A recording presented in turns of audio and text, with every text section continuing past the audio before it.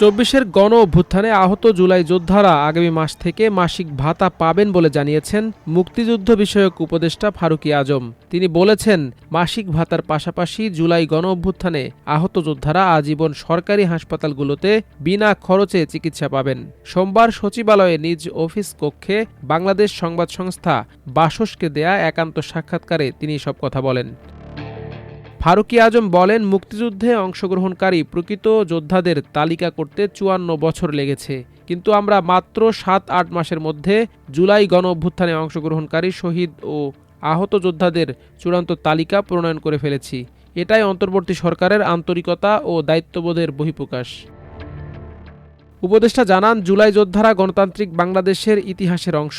তাদের পুনর্বাসনের জন্য ইতোমধ্যে আলাদা অধিদপ্তর স্থাপন করা হয়েছে।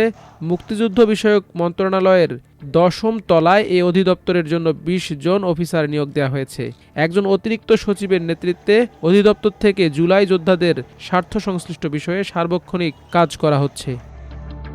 মুক্তিযুদ্ধ বিষয়ক উপদেষ্টা আরও বলেন, জুলাই গণঅভ্যুত্থানে শহীদদের জুলাই শহীদ এবং আহতদের জুলাই যোদ্ধা হিসেবে স্বীকৃতি দিয়ে নাম ঘোষণা করা হয়েছে। আহত জুলাই যোদ্ধারা এ, বি এবং সি এই ৩ ক্যাটাগরিতে মাসিক ও এককালীন ভাতা পাবেন।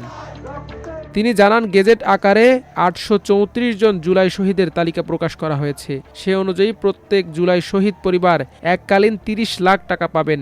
এর মধ্যে ২০২৪-২৫ অর্থ বছরে প্রত্যেক পরিবারকে ১০ লাখ টাকা দেয়া হয়েছে জাতীয় সঞ্চয়পত্রের মাধ্যমে, আর বাকি ২০ লাখ টাকা দেয়া হবে ২০২৫-২৬ অর্থ বছরে, অর্থাৎ আগামী জুলাই মাসে জাতীয় সঞ্চয়পত্রের মাধ্যমে। তাছাড়া শহীদ পরিবারকে ২০,০০০ টাকা করে প্রতি মাসে ভাতা দেয়া হবে। প্রতি শহীদ পরিবারের সক্ষম সদস্যরা অগ্রাধিকার পাবেন সরকারি ও আধা সরকারি চাকরিতে। তিনি বলেন, আহত জুলাই যোদ্ধাদের মধ্যে যারা চিকিৎসা নেয়ার পরও অন্যের সহায়তা ছাড়া জীবনযাপন করতে পারছেন না, যেমন যার দুটি চোখ অন্ধ হয়ে গেছে অথবা এমন অঙ্গহানি হয়েছে যার কারণে তার পক্ষে একা একা চলাফেরা করা অসম্ভব, এরা এ ক্যাটাগরির জুলাই যোদ্ধা হিসেবে বিবেচিত হবে। তারা মাসিক ২০,০০০ ও এককালীন ৫ লাখ টাকা পাবেন। এই ক্যাটাগরিতে রয়েছেন ৪৯৩ জন। যারা গুরুতর আহত হয়ে চিকিৎসা নিয়েছেন কিন্তু অন্যের সহায়তা ছাড়া মোটামুটি চলাফেরা করতে পারেন, যেমন যাদের এক চোখ বা এক পা নষ্ট হয়ে গেছে বা এমন অঙ্গহানি হয়েছে তারা চিকিৎসার পর অন্যের আংশিক সহায়তায় জীবন যাপনে সক্ষম, এমন যোদ্ধারা আছেন বি ক্যাটাগরিতে। এই ক্যাটাগরিতে থাকা ৯০৮ জন এককালীন ৩ লাখ টাকা পাবেন এবং ১৫,০০০ টাকা করে মাসিক ভাতা পাবেন। চিকিৎসার পর বর্তমানে যারা সুস্থ আছেন তাদের সি ক্যাটাগরিতে অন্তর্ভুক্ত করা হয়েছে বলে জানান মুক্তিযুদ্ধ বিষয়ক উপদেষ্টা।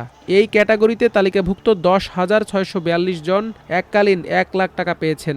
এছাড়া আগামী মাস থেকে ১০,০০০ টাকা করে মাসিক ভাতা পাবেন। মাল্টিমিডিয়া ডেস্ক, আমার দেশ।